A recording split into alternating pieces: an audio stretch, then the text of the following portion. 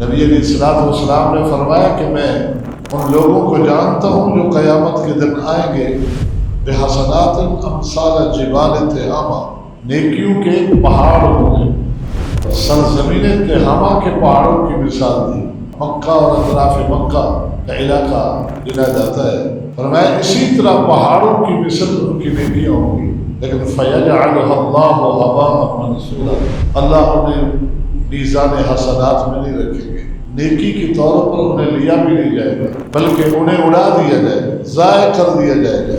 صحابہ کرام نے عرض کیا اللہ کے نبی صلی اللہ علیہ وسلم صفہم لنا وجل لنا اللہ نکون منہم، ہمیں بتائیے ان کے اوصاف وہ کون لوگ ہوں گے، کس طرح کے ہوں گے، کہیں ہم بھی انہی میں نہ ہو جائے۔ نبی علیہ السلام نے فرمایا ہم من اخوانکم ومن جلدتکم یأخذون من اللیل کما تأخذون، تمہاری طرح کھاتے پیتے انسان، چلتے پھرتے انسان ہوں، نمازیں پڑھنے والے، اور راتوں کے قیام بھی تمہارے ساتھ کرتے ہوں گے، ولیکن ہم قوم، ہاں مسئلہ کیا ہے پھر کہ اذا خلوا بمحارم اللہ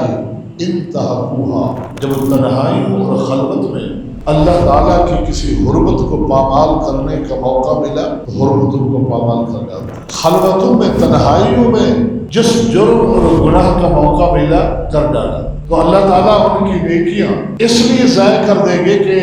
لوگوں کے سامنے یہ نمازی تھے، یہ سخی تھے،